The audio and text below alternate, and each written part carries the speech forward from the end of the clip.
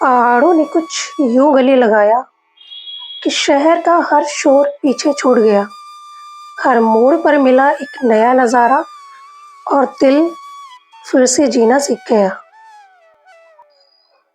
कल के सफ़र में हम लोगों ने रास्ते के नज़ारों को एंजॉय किया था और रास्ते के नज़ारों को एंजॉय करते करते लेट हो गया था दोस्तों। तो हमने डिसाइड किया कि हम ट्यूनी में ही स्टे करेंगे। तो हमने कल रात ट्यूनी में स्टे लिया था और अभी इस वक्त हम ट्यूनी में ही हैं। अब हम यहाँ से ट्यूनी से हनोल की यात्रा करेंगे, जो कि लगभग यहाँ से 15 किलोमीटर दूरी पर है। सो हेलो दोस्तों, गुड मॉर्निंग, राधे राधे। कैसे हैं आप सभी लोग?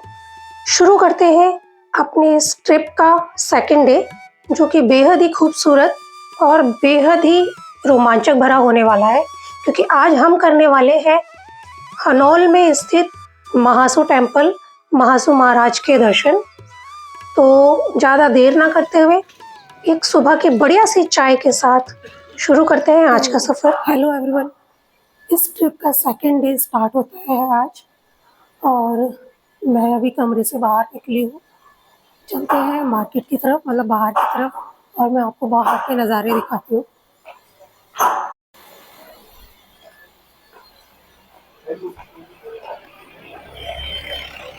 तो होटल से बाहर निकल के ये है ट्यूनी की मार्केट। बहुत ज़्यादा बड़ी नहीं, छोटी सी मार्केट है ये।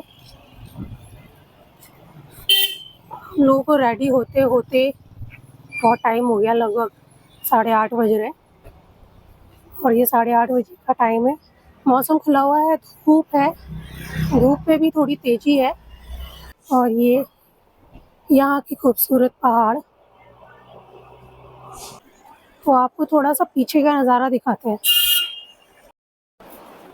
पीछे के नज़ारे दिखाने से पहले दोस्तों, मैं आपको यहाँ का एक छोटा सा लोकल मंदिर दिखाना चाहती हूँ।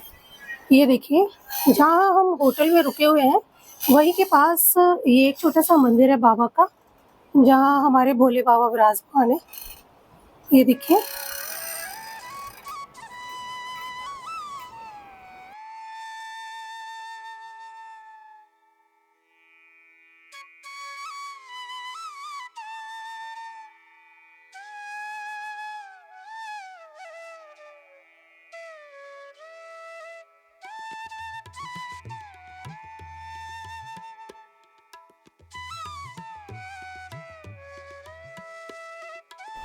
मंदिर से ही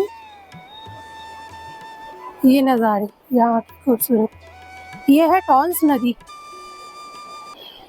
और मैं आपको बताऊं दोस्तों कि से हमने ये जर्नी शुरू की है ना, मतलब देहरादून से निकल के मसूरी वाले रास्ते से हम लोग ऐसे आए हैं।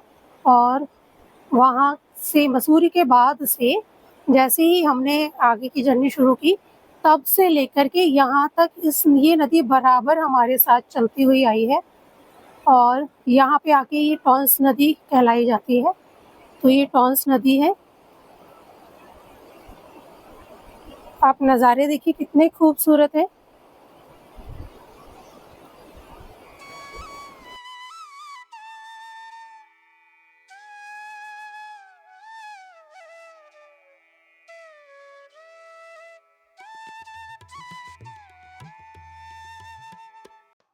ये जो खूबसूरत नेचर आप एंजॉय कर रहे हैं दोस्तों, ये है हनोल से लगभग 15 किलोमीटर पहले का नज़ारा, जहाँ से हमने हनोल के लिए एक खूबसूरत सफ़र तय किया और फिर हम पहुँचे हनोल महासू महाराज के दरबार में। ये मंदिर अपनी खूबसूरती के साथ-साथ यहाँ की इतिहास और यहाँ की संस्कृति को भी बहुत ही खूबसूरती से समेटे हुए है।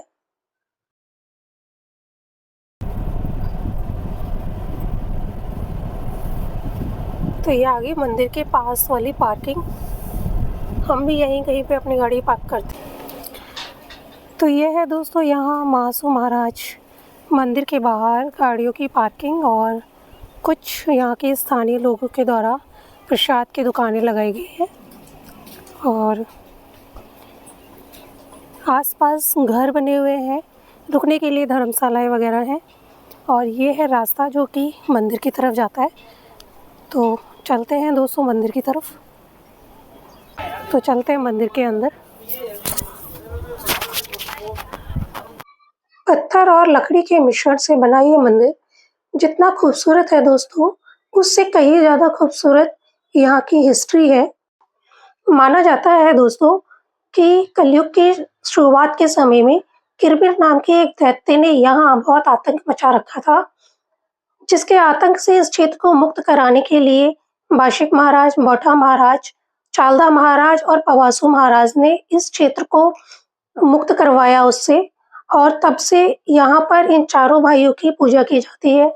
ये मंदिर जितना खूबसूरत है, उसके साथ-साथ इसकी जो मुख्य द्वार पर बनी कलाकृतियाँ हैं और साथ में रखे वहाँ जो भीम के कंचे हैं, वो सब आपका ध्यान अपनी तरफ आकर्षित ज़रूर करेंगे, क्योंकि वो अपने आप में इतनी खूबसूरती और इतनी हिस्ट्री को समेटे हुए हैं दोस्तों, जो कि आपके मन को लुभाए बिना रह ही नहीं पाएँगे। इसके अलावा दोस्तों, मुख्य मंदिर के आस-पास छोटे-छोटे और भी मंदिर और साथ में मंदिर के प्रांगण में बंधी हुई जगह-जगह पर बकरियाँ। अब इन सब का क्या सिनेरियो है, ये तो मुझे नहीं पता दोस्तों, लेकिन मैं अगर सच कहूँ तो यहाँ आने के बाद इस मंदिर और इस जगह की खूबसूरती ने और यहाँ की हिस्ट्री ने मेरे मन में जो जगह बनाई है, वो एक बहुत ही हटके अनुभव है, एक अलग ही फीलिंग्स है, जिसको मैं शब्दों में शायद बयाँ ना कर सकूँ। अरे बाप रे! बहुत भारी है। जय भोलेनाथ।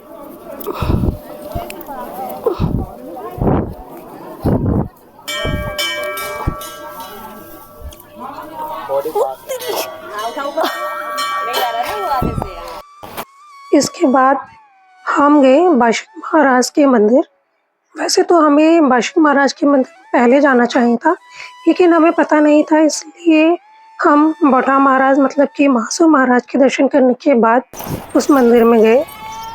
महासू देव के दर्शन करने के बाद हम आ गए हैं यहाँ पे बाशिक महाराज के दर्शन करने के लिए।